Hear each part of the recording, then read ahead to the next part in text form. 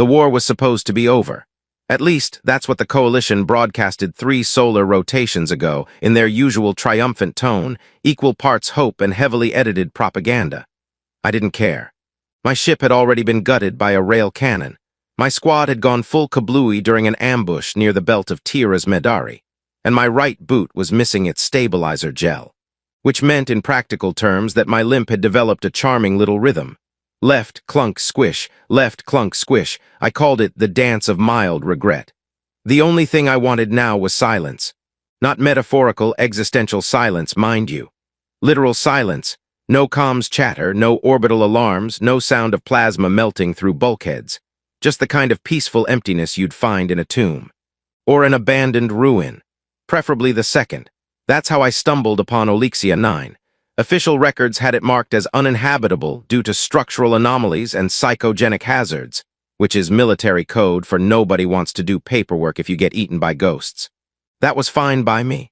Ghosts didn't shoot laser bolts. I landed using auxiliary thrusters, which made the descent feel like being carried by a drunken pigeon with performance anxiety. The ship wheezed as it touched down, and the onboard AI Cynthia muttered, "Another flawless landing. Shall I cue the funeral music now?" "You're still bitter I disabled your sarcasm limiters," I said, tapping the console. It sparked. "Noted, we'll talk about that later, when we're not crashing." The structure itself, if one could call it that, looked like a giant spine had erupted from the planet's surface. Curved bones of dark alloy stretched up into the sky, coated in centuries of dust and the occasional suspicious slime. There were broken panels, shattered crystal conduits, and several statues whose expressions suggested they knew something deeply disturbing about my fashion choices. Still, it had shelter, running water, and what looked like a solar receptor grid partially intact. All signs pointed to cozy. By the second day, I had set up a small perimeter, reinforced a wall with scrap, and turned an old data pillar into a coffee machine. It brewed something brown and jittery, which was close enough. That night, as I was sitting near a heat vent reading a centuries-old erotic thriller written by what I could only assume was a robot trying its best, I heard the noise. Not a big noise, just a shift, a whisper of movement behind the far archway. I froze. My pulse picked up like it owed someone credits. Slowly, I reached for my stun stick, a mostly useless relic that worked once every 5 tries and always sparked near my groin. I crept forward. The air grew colder, the light dimmer. The structure seemed to breathe, expanding and contracting in strange rhythms. I turned the corner, and there she was. Standing half in shadow, half in flickering crystal light, she looked like something out of an old Khazari epic. Tall, lean, wrapped in tattered royal robes that still shimmered faintly with embedded microthreads. Her skin had the silvery sheen of bioadapted lineage. Her eyes, wide and unblinking, were fixed on me like she was deciding which part to vaporize first. "Leave," she said, her voice calm but firm, the kind of firm that makes plasma walls look wobbly in comparison. Naturally, I said the bravest thing I could think of. "You don't happen to have sugar, do you?" She blinked, that was all. Then very slowly, she lowered the object in her hand. Not a weapon, as I'd feared, but a welding torch. A very fancy, very high-grade Khazari welding torch, which explained the power signature I'd been detecting and dismissing as phantom readings. "Oops, you're not a scout," she said. "You're too dirty to be military." "Thank you," I said, sincerely touched. "That's the nicest thing anyone said to me this month." We stood there in awkward silence, well, awkward for me. She seemed perfectly composed, like she did this kind of thing regularly, confronting strange humans in half-collapsed alien ruins. Maybe it was a hobby. "You weren't supposed to find this place," she said, finally. Well, I wasn't supposed to survive a direct hit from a Coalition warship either, so we're both having a weird week. Something shifted in her expression. Not a smile, not quite, but the tension dropped by a fraction. She sighed, turned, and walked away. Not the usual response to being discovered, I admit. Most people either shoot or scream. She just left, which meant naturally I followed. "Listen," I said, stumbling over a chunk of debris, "I'm not here to report you, or rob you, or join whatever weird resistance faction you're possibly leading. I just needed a place to hide and maybe die quietly, depending on how the week goes." She stopped, looked over her shoulder. "You talk too much." "Yeah," I agreed. "It's a defense mechanism, that and my dazzling inability to shut up." There was a long pause, then she gestured toward the secondary atrium, the part I hadn't explored yet. "There's a heat core in there, you'll be warmer." I blinked. "Wait, I can stay?" She didn't answer, but she didn't stop me either, and in this galaxy, silence is just another kind of yes. I walked into the atrium, which turned out to be warmer indeed, also slightly on fire, but in a controlled way. She had repurposed some kind of alien engine into a heat distributor. Impressive engineering. Probably very illegal. As I sat down and pulled off my boots, she sat across from me, torch still in her hand, like a queen holding court with a beggar. We didn't speak for a while. Eventually, I broke the silence. So, do you have a name, or should I keep calling you tall, intimidating, and possibly royalty in my head? Her gaze met mine, sharp and calm. Like Sari. Well, like Sari, I said, trying not to flinch as a wall panel sparked behind me. I'm Kale. Deserter, engineer, and accidental invader of sacred alien hideouts. She stared a moment longer, then in the same calm tone as before said, "If you touch my food stores, I will incinerate your skeleton." I gave her a thumbs up. Deal, and hey, in case this turns into a sitcom, I make a mean protein paste stew. Just saying. The light flickered above us. Somewhere deep in the ruin, an old system rebooted and began humming to itself. I didn't know it yet, but peace wasn't the only thing I'd found in these ruins. Something bigger was coming, something dangerous. But for now, there was warmth, a roof, and a very grumpy alien princess with a blowtorch. And honestly, that was already better than most places I'd called home. The next morning, I woke up to the distant sound of something sizzling, and not the good kind, like breakfast or celebratory fireworks. More like engine room fire, but make it ancient alien tech sizzling. I jumped to my feet, only to be immediately reminded that my left leg didn't like sudden movements before caffeine. It buckled under me in protest. Like Sari was already standing in front of the central control node, her arms folded, her expression somewhere between mildly disappointed and about to destroy a star system. She turned to me as I stumbled over, wiping sleep from one eye and a tiny piece of moss from my cheek. "You rerouted the auxiliary power grid," she said without looking at me. "Why?" "Well, good morning to you too," I said. "I thought we'd start the day with a little light electrocution, builds character." She gestured toward the sparking cluster of wires. "You rewired an ancient Khazari biotronic relay system with copper." "In my defense," I said, raising a single proud finger, "I used asterisk-braided copper." Like Sari pinched the bridge of her nose in a way that suggested she was either praying for patience or silently reconsidering her decision not to kill me yesterday. "You are not allowed to touch anything older than 5 centuries without supervision." "That's fair," I said, sitting cross-legged on the floor. "To be honest, anything older than a toaster kind of intimidates me." She didn't smile. But she didn't incinerate me either, which I was starting to recognize as her version of a warm hug. We spent the next few hours repairing the relay I'd, let's say, enthusiastically misunderstood. Like Sari moved with precision, her fingers darting between delicate conduits like she was playing some complex string instrument from a planet that judged you harshly if you missed a note. I mostly handed her tools and offered moral support in the form of sarcastic commentary and the occasional hummed war tune, slightly off-key. "I still don't get why you're here," I said at one point, trying to sound casual as I handed her a plasma spanner. "You don't seem like the cave-dwelling type. More like palace halls, sparkling ballrooms, formal assassination attempts, the usual royal stuff." She was silent for a moment, adjusting a circuit with surgical precision. Then she spoke without looking at me. "They betrayed us. My father trusted them, and they used that trust to slit the spine of the Imperium." "Ah," I said, scratching the back of my neck. "Yikes." She looked at me then, eyes dark and ancient and so very tired. "He died thinking peace was coming. Instead, they installed a puppet, blamed the rebellion on me, and placed a bounty so high even bounty hunters with asterisk ethics asterisk are tempted." "That's pretty high," I muttered. "Bounty hunters with ethics charge extra for conscience fees." She turned back to the relay. I left with nothing but my mother's neural crown and a half-functional escape pod. I let that settle for a beat. "Well," I said, stretching my arms, "that's still better than my last job interview." Like Sari raised an eyebrow. "Long story," I added. "Involves a jealous AI, a broken coffee dispenser, and the unfortunate use of the word moist during a company-wide broadcast." She didn't laugh, but I saw her lips twitch. Victory.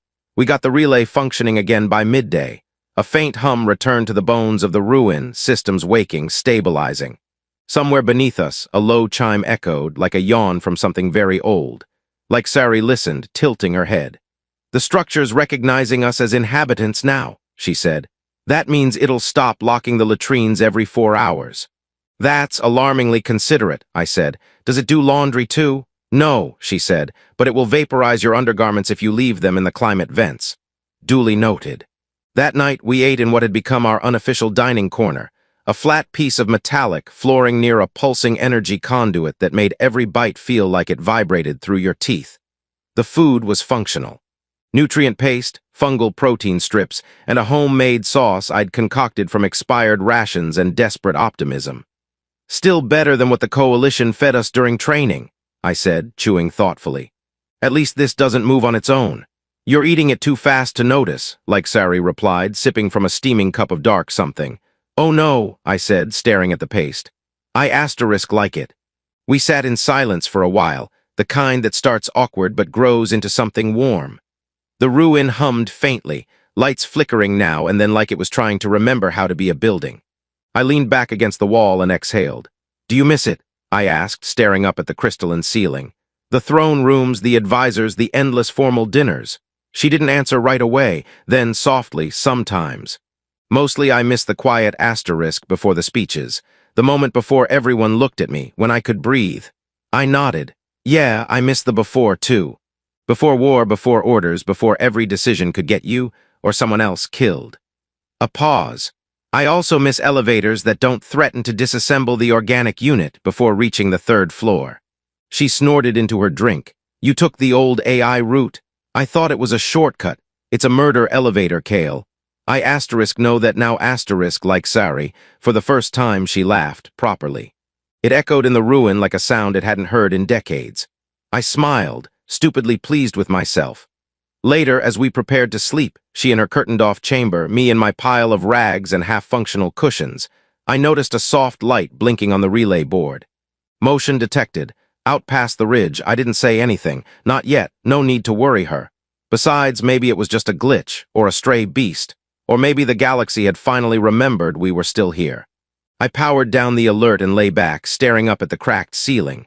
The stars above blinked like they were laughing. I didn't like the joke.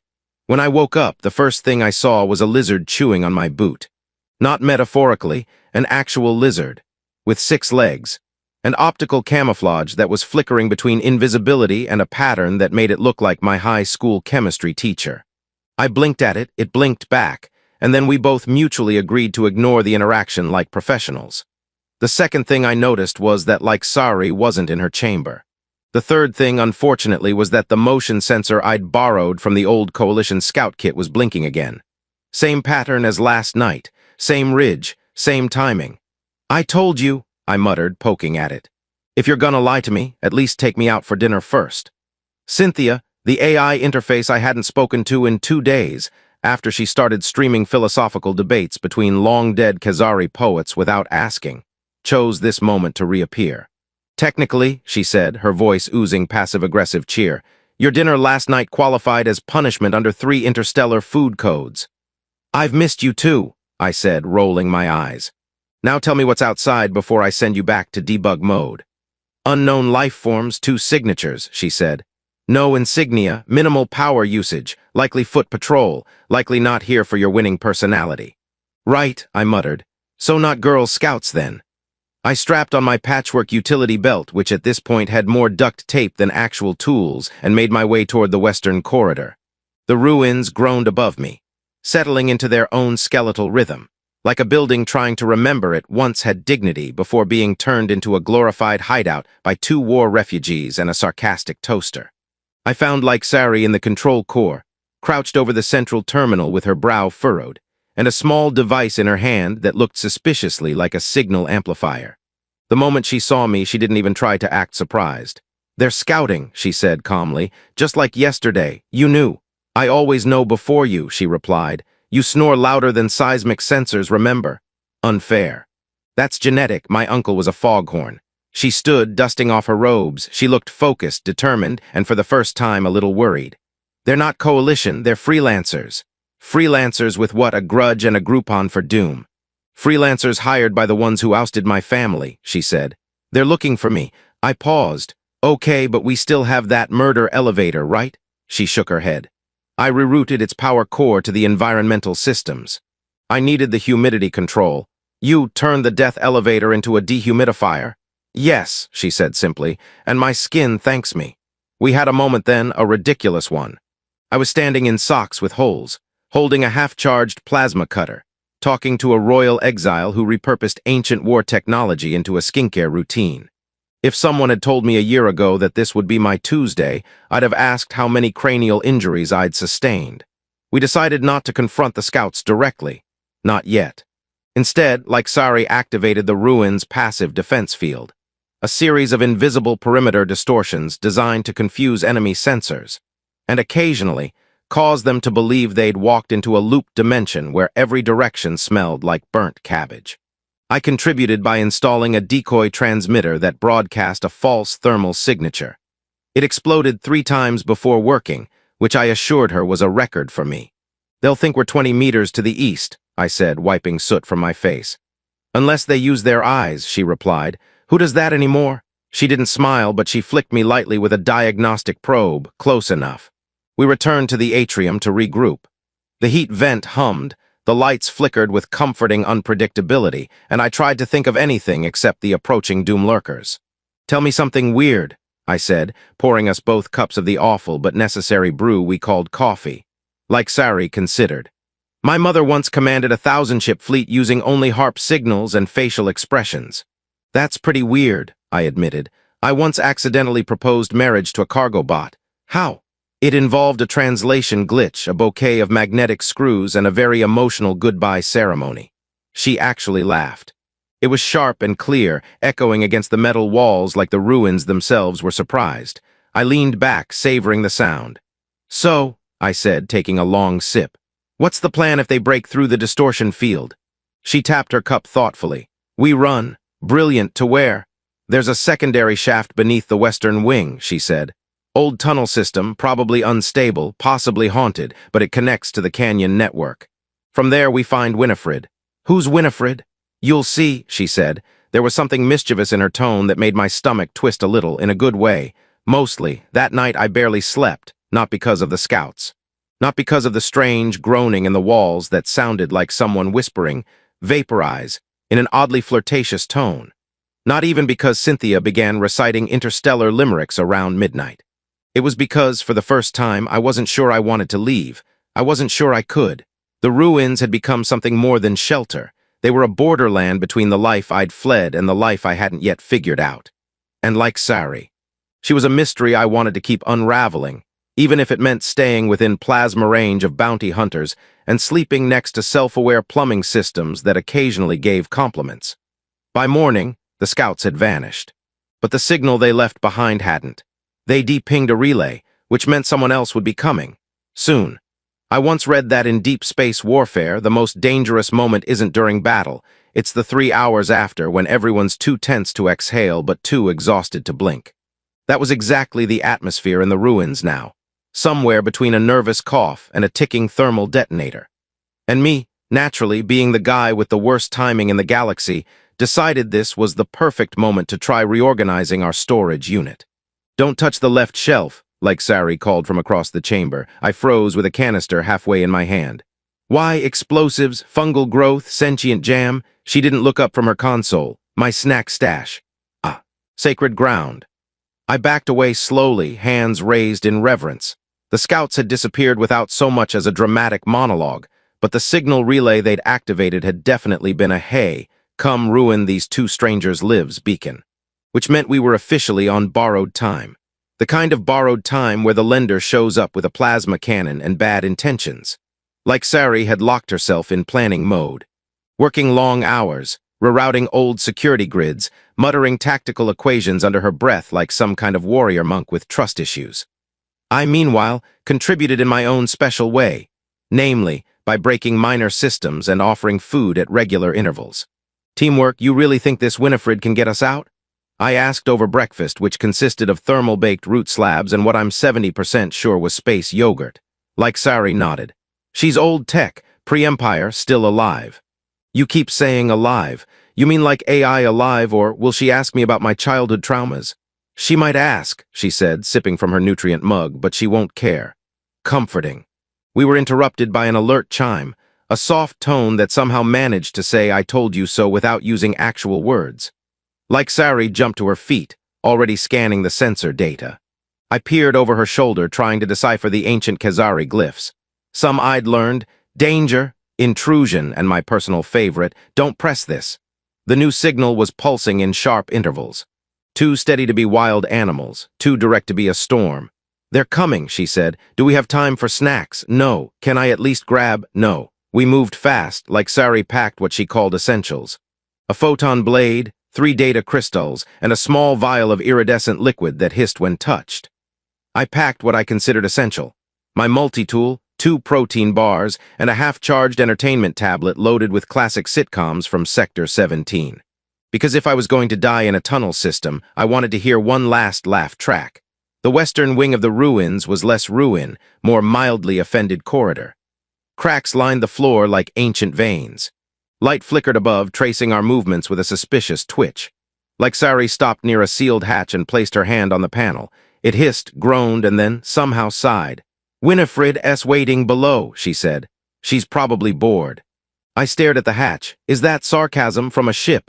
She once tried to eject a passenger who mispronounced her name. "Oh no," I whispered. "She's you but airborne." Like Sari smirked. "She's worse. I have boundaries." We climbed down an access shaft that smelled faintly of ozone and bad decisions. The deeper we went, the older everything felt. Pipes curved in impossible geometries, walls pulsed with faint bioluminescence, and the floor whispered. No words, just faint, rhythmic pulses like a heartbeat slowed by time. Eventually, we emerged into a vast underground chamber, and there she was, Winifred. Her hull was curved and seamless, like a silver teardrop forged by an obsessive artist. Vines and cables grew from her underside, merging with the structure around her. At the tip of her prow, a single optic lens rotated toward us. "Visitors," came a voice, smooth, ancient, and unmistakably annoyed. "You're late." Like Sari stepped forward. "Hello, old friend." The ship paused, then groaned dramatically. "Do. Old friend me, like Sari of House Keltrin. You left me in a cavern for *32 years with nothing but memories of your mother's political speeches. Technically, like Sari said, it was 31 and a half. And technically, you still owe me 3 thermal calibrations, a crew, and a working music library." I coughed. "Hi, Kale, not royalty, but good with duct tape." Winifred's optics scanned me. "You look squishy and underqualified." We didn't so much escape, as we were flung into the sky by a temperamental spaceship with unresolved abandonment issues. Winifred's launch sequence involved a lot of dramatic shuddering, 3 false starts, and 1 inexplicable trumpet sound. I assumed it was her way of expressing excitement, or vengeance. With sentient ships, it's a thin line. "Primary thrusters online," she declared with theatrical flair. "Brace for ascent or don't. I'm not responsible for loose teeth." Like Sari calmly strapped herself into the pilot's seat like she'd done this before. Probably dozens of times, judging by the casual way she flipped switches and murmured to the controls like they were gossiping about ex-lovers. I, on the other hand, was halfway into my crash harness and halfway into a very intimate conversation with a seat that seemed to think I was shaped like a triangle. "Your anatomy is inefficient," it informed me. "Tell that to my gym teacher," I muttered, trying to unstick a buckle from somewhere it absolutely didn't belong. "Silence," Winifred said. "I'm preparing to do something heroic. We launched, now I've been in space a fair bit. War zones, freighter runs, one truly regrettable zero-gravity dance cruise. But nothing, absolutely nothing, prepared me for Winifred's ascent. It wasn't flight, it was defiance asterisk. She didn't lift gently. She punched asterisk her way through the atmosphere, each second vibrating through my bones like a drum solo played by someone who hated rhythm. Outside, the stars blurred. Inside, I prayed my kidneys would stay where nature put them. And then, calm. The kind of calm that settles in after surviving a small disaster and realizing the next one is probably 5 minutes away. The stars unfolded like slow fireworks. The ruin shrank below us, small and crooked, already starting to look like a memory I hadn't fully earned. "We've cleared orbit," like Sari said. "Set course for the Varin scatterfield." "Is that a resort?" I asked hopefully. "It's a celestial graveyard full of broken warships and outlaw broadcasters. So, not a resort." "Correct." Winifred angled toward the void like she had something to prove. I sank into the co-pilot chair, feeling about 3% useful and 97% slightly crispy from the launch. "Why there?" I asked. I mean, besides the obvious charm of floating debris and outlaws. Like Sari didn't look up. It's one of the few places no one bothers scanning, too dangerous, too chaotic, which makes it perfect for what we need. And what is that exactly? She tapped a panel, bringing up a dusty network of coordinates and encrypted signals. We're going to tell the galaxy I'm alive. I blinked. Okay, cool, heroic. Small question, though, won't that immediately get a shot at by every bounty hunter, military faction, and confused cartographer in known space? Probably, she said. Do we have a follow-up plan for when that happens? Yes, run. There was a silence while I processed the fact that the entire strategy boiled down to yell surprise and sprint. Is this what royalty training is like? Only the advanced courses. Winifred cut in. Arriving at Scatterfield in 37 minutes, you may wish to empty your bladder now. It's going to be unpleasant. Is it because of radiation storms? No, she said. I just like surprises. As we coasted through subspace, like Sari showed me how to operate the signal deck. It was old tech, really old. There were physical dials, a mechanical keyboard, and a cup holder shaped like a species I'd never seen before but was definitely judging me. You're trusting me with the broadcast? I asked, touched. No, she said. You're just the only one with fingers long enough to reach the manual override switch. Charming. We practiced, we rehearsed. I offered several different versions of the announcement, ranging from regal and inspiring to sassy and defiant. Like Sari listened to each one with the patience of a glacier. I think the galaxy's ready for you to go full space queen, I said. Absolutely not. Just once. Give M the eyebrow, the slow head tilt, maybe a cape. I'm wearing armor, Kale. So, a cape asterisk and armor, iconic. The Scatterfield hit us like a forgotten memory. Metal carcasses drifted in all directions, wrecked battleships, shattered cruisers, pods without names. Lights flickered on some, others pulsed with dormant energy. Winifred threaded us through like a needle sewing its way through a very sharp quilt. We found a quiet pocket among the wrecks. Winifred extended her signal array like a giant skeletal wing. It shimmered with blue fire as it warmed up. Ready? I asked, like Sari nodded. Do it. I flicked the switch. A low hum rose. Winifred adjusted for signal drag. The transmission core pulsed, and then across the scattered debris of war and silence, the voice of a vanished princess spoke. This is like Sari of House Keltrin, she said, clear and unwavering. I live, I remember, and I am not finished. I added a little echo effect at the end, couldn't help myself. Then we waited. 10 seconds, 30, a minute. Then the signal board lit up, responses, not thousands but more than I expected, rogue frequencies, hushed whispers. A few code sequences that probably meant, is this a trap? And one that definitely meant, you owe me 50 credits. Like Sari leaned forward, eyes sharp. It's beginning. Yeah, I said, I just hope it's not the end of us. More signals came, a former general, a resistance cell, a single voice reciting the old royal anthem off-key. People were listening, and somewhere out there someone else was too, someone not thrilled to hear her voice again. Winifred beeped. Incoming ships, multiple signatures, fast. I stared at like Sari. Please tell me we still have a run button. She smiled faintly. We always have a run button. And Winifred whispered with far too much glee, oh, I've missed this. The thing about enemy ships is that they always show up when you're trying to enjoy a moment. There we were, basking in the modest success of a galaxy-shaking broadcast, sipping on celebratory synthetic tea. Like Sari's idea, because she said it builds ceremony. When Winifred cut the mood like a grumpy librarian interrupting story time. Incoming, she said, voice disturbingly cheerful. 3 ships, standard pursuit formation, bad attitudes detected at long range. Any chance they're here for a polite chat and complimentary snacks? I asked, setting my tea down. No, she replied. They're scanning for life signatures and have charged their forward cannons. That typically means hello in bounty hunter dialect. Like Sari was already moving toward the helm, calm and composed as always. I, on the other hand, had already tripped over a cable and was dragging a bag of tools behind me like it owed me money.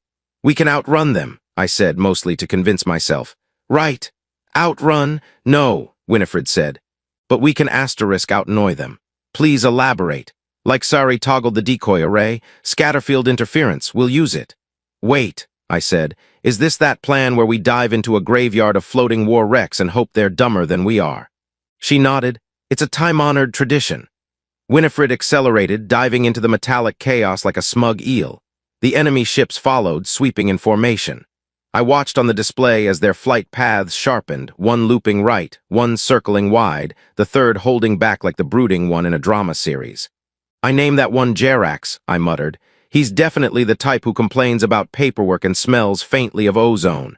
"Jerax is locking weapons," Winifred noted. "Should I insult his ancestors? I'd expect nothing less."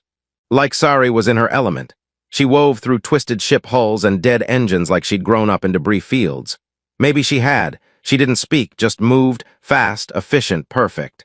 I, on the other hand, was sweating through my shirt and trying to pretend I understood any of the blinking symbols on the CONAV console. "Kale," she said, not looking away from the viewport, "take over propulsion modulation." Winifred's busy recalibrating her ventral thrusters. "That sounds like a complicated way to say, Kale, don't screw this up." "It is." I did my best, which meant flipping toggles and not screaming, mostly. The ship lurched once, fine. Lurched again, less fine. One of the enemy ships took a wild shot. It ricocheted off a drifting frigate's hull and disintegrated an unfortunate piece of ancient junk that looked suspiciously like a luxury hot tub. "Okay, Plan B," I said. "Let's say we make them crash into each other in a hilarious yet emotionally resonant way." "That's not Plan B," like Sari said. "That's wishful thinking with pyrotechnics. I'm very good at that." Winifred jerked left hard. I slammed into the console. Somewhere behind us, one of the ships clipped a decoy minefield, like Sari's handiwork from earlier. It didn't explode, but it did emit a loud honking noise and covered the pursuer in a sticky orange foam. "Tractor foam?" I asked. "Insult foam," she corrected. "Bioluminescent, it translates to coward in 6 dialects." Jerax disengaged, the second ship tried to strafe us. Like Sari looped upward, barely missing a hollowed cruiser husk. I swear I saw a reflection in the broken viewport, a blur of speed and sass. "Winifred, what else do we have?" Like Sari asked. "I've prepared a cluster of nanite mirage projectors," she said, smug, "but they require manual deployment." "I vote not me," I said immediately. "Unfortunately," Winifred responded, "you are the only one squishy enough to fit in the ejection harness." I blinked. I don't like how many times I've been described as squishy lately. But a minute later, there I was, strapped into a rig in the belly of the ship, holding a glowing orb the size of a basketball, and listening to Winifred's very detailed instructions on not sneezing during launch. "You'll have exactly 4 seconds to throw it," she said. "And what happens if I miss?" "You won't." "That's comforting." "No, I mean you can't. The system won't let you leave until your trajectory aligns." "So I'm basically a high-tech clay pigeon with an attitude." "Correct." The hatch opened, stars spun, air vanished, and suddenly I was hurtling through the vacuum like a meat comet with anxiety. I launched the projector on instinct, yelled something unhelpful, and was promptly reeled back in by Winifred's auto-tether with all the grace of a falling loaf of bread. Inside, like Sari was already banking hard as 3 false versions of us bloomed in different directions. The last enemy ship took the bait, veering toward a decoy that drifted serenely into an unstable fusion core. The resulting explosion was spectacular. "Winifred," I gasped, flopping back into my seat. "That was the worst idea you've ever had." "It worked," she replied, smug as a cat in a sunbeam. "We're clear," like Sari confirmed. "For now." I stared out at the scatterfield, its chaos still humming around us. We were alive, somehow, miraculously. "So what's Plan C?" I asked, finally relaxing, like Sari didn't answer at first. Then she looked at me and said, "We find the ones who still believe. And after that," she smiled faintly, "we make them louder than the ones who don't." Winifred hummed approval. I leaned back, sore in places I didn't know could ache, and grinned. No pressure. The next morning, if time even meant anything in a wreck-strewn void where light bent sideways and clocks wept, I woke up to the soothing sound of Winifred arguing with herself. "Internal diagnostics complete," she declared, "except for Deck 12, which remains offline because someone spilled tea into the thermal controls." "That someone," I croaked from my sleep nook, "was me. And I maintain it was tactical hydration. You poured it through a vent Kale. I was aiming for the cup holder." Like Sari walked past the doorway, fully armored, entirely composed, and holding a hexagonal tablet like it owed her money. She didn't even break stride. Winifred marked that as a tactical miscalculation. Already noted, under Kale's greatest hits. I groaned and rolled out of bed, if you could call a cushion wedged between a storage crate and a sarcastic wall panel a bed. My legs cracked, my arms ached. Even my brain seemed to creak a little when I stood up too fast. We had received 23 encrypted responses to Sari's broadcast. 8 were genuine. 3 were threats disguised as fan mail. One was a very enthusiastic marriage proposal, complete with attached musical hollow. And the rest were undecided. People were listening. They just didn't know what to do about it. Maybe we need something more dramatic, I suggested as I joined Sari on the bridge. You know, big speeches, flags waving, rousing music. I'm not leading a parade, she replied without looking up. Why not? I could be Grand Marshal. Winifred can throw candy. I would rather launch missiles. Even better, she sighed and tapped the console. We've got a lead, a scientist, former royal technopath. He went underground after the coup. If he's alive, he'll know how to access the crown relay. I blinked. Is that like a big shiny space crown? It's the backup broadcast core my family hid in a Class B asteroid. So, yes then. She turned the display toward me. A cluster of floating rocks blinked into view, each marked with threat levels and environmental hazards. I counted no fewer than 3 biohazard symbols and 1 labeled mildly haunted. That's our target, more specifically the 3rd asteroid from the bottom, she said. The one shaped like a duck. I stared. Why is it always ducks? Royal superstition, she replied. We believe ducks are lucky. No offense, I said, but your dynasty fell. Then maybe the duck was unlucky. We prepped the mission in silence, which in our case meant only minor sarcasm and 1 brief debate over which energy cells were more flammable. Winifred plotted a course with flair and a low whistle of ancient thruster tech. The flight was smooth. Too smooth. The kind of smooth that suggests the universe is winding up a punch and just waiting for you to compliment it. We arrived in the system on schedule. The asteroid field loomed ahead, vast and twitchy. The duck-shaped rock rotated slowly, its top ridge glinting like an ancient beak ready to peck unsuspecting heroes. Landing sequence? I asked. Cautious, Sari replied. And vertical. I don't like vertical. You don't like anything that doesn't include snacks. That's a asterisk fact, not a complaint.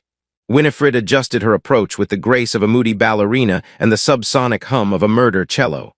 We touched down on a natural landing platform, or rather, a flat spot that didn't immediately try to kill us.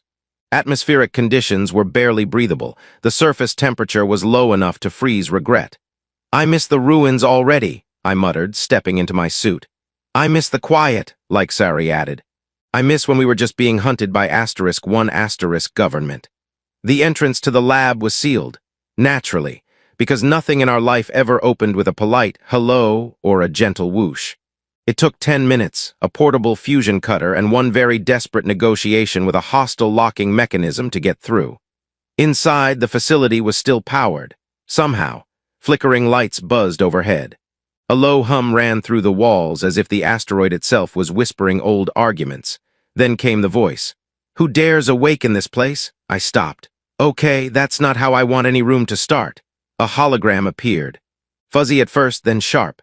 An older man in a lab coat, blinking rapidly, stood before us with the haunted look of someone who spent way too long arguing with software. Sari stepped forward. Technician Hallen. I am Sari of, I know who you are, he snapped. You're supposed to be dead. I got better. You brought someone else. Yes, I said, Kale, engineer, talkative, very much not dead. Hallen stared at me, then back at Sari. You realize coming here might have just doomed us all? I raised my hand. In fairness, we doom places pretty regularly. It's not personal. Sari stepped closer. We need the crown relay. Hallen hesitated. It still works. But it's locked. You're the only one with access. He sighed, looking ancient and fragile and furious all at once. I swore I'd never get involved again, he muttered. And yet, I said, here we are in a duck-shaped asteroid. In the middle of a regime collapse, with a rebellious princess and a charming engineer whose hair keeps doing that thing no matter how much he flattens it. Sari added, you said if the time ever came, you'd help. It's been years. Then it's time again. Silence stretched. Hallen looked around the room like it might argue on his behalf. It didn't. Rooms rarely do. Fine, he grumbled. But if this kills me, I'm haunting you. I already have 1 haunted toaster, I muttered. What's 1 more? He approached the console, typed in a string of commands, and nodded once. You've got 1 chance to transmit. Sari turned to me. Ready? No, I said. But that's never stopped us before. She activated the relay, and just like that we were live again to a bigger network, to a broader reach, to enemies and allies and everyone in between, like Sari spoke, calm, strong, unyielding. This is not over. Winifred's voice echoed through the comms, faint but delighted. And neither am I. The transmission hit the galaxy like a bad haircut on a royal portrait. Sudden, loud, impossible to ignore, and just rebellious enough to make the right people furious. Like Sari's voice, sharpened by truth and static, cracked through every hidden channel, outlaw relay, and hacked holoscreen from the midbelt to the core sectors. It was short, clear, no rousing symphonies or theatrical speeches. Just the facts. She was alive, she remembered everything, and she wasn't asking permission anymore. By the time we shut the crown relay down, the damage, or salvation, depending on your political alignment, was already done. Congratulations, I said, leaning against the console, which was still gently sparking. You've officially made every bounty hunter, assassin guild, and ex-boyfriend in the quadrant aware of your location. I don't have ex-boyfriends, like Sari replied, still tapping at the keys. That's not intimidating at all, I muttered. She straightened and turned to Hallen, who'd been nervously chewing the corner of his coat sleeve. Go dark, she said. Pack up what you can and vanish again. You're welcome, he said dryly. She nodded. I'll remember. As we headed back to Winifred, I walked a step behind her, partly because she was faster. Mostly because I couldn't help watching her and thinking about everything that had changed. The girl in tattered robes hiding in ancient ruins was still there. But now she had a voice that echoed across systems. And more worryingly, a ship with mood swings. Winifred greeted us with the typical lack of grace. I intercepted 79 transmissions in the last hour, she said. 28 were threats, 5 were marriage proposals, and 1 was a confused inquiry about whether you're the reincarnation of a long-dead galactic horse. That one's mine, I said. Of course it is. We didn't leave the system right away. That would have been smart, which we generally tried to avoid. Instead, we camped out inside the asteroid field, moving every few hours, watching the waves ripple outward. Within 2 days, the responses started to change. We received a ping from a captain who used to serve under Sari's mother. He'd been running freight routes through lawless space, pretending not to care. Now he was mobilizing. Then came a message from the Myron Resistance, and another from a hidden research cell in Sector 9. People were organizing, aligning, not for war, not yet, but for truth. Sari didn't smile much through it all, she just listened. Reed filed each message like a card she might one day play. Me? I made toast. I fixed the heating coils. I accidentally triggered a celebratory confetti bomb Winifred had installed without telling us. Protocol Joyburst, she said. It got in my mouth, I told her. That means it's working. We stayed in that quiet rhythm for nearly a week, then the call came from them, the Imperium remnant. They didn't threaten, they didn't bargain. They just acknowledged her. A voice I didn't recognize, calm and cold and male, came through a secure channel. We see you, it said, and we will not stop. Sari listened without a flicker. Then she leaned in, and for the first time in days, her smile returned. It was small, sharp. Then you'll waste your lives watching me. She cut the line, and just like that we had confirmation the game was on. I expected her to be afraid. She wasn't, or maybe she was.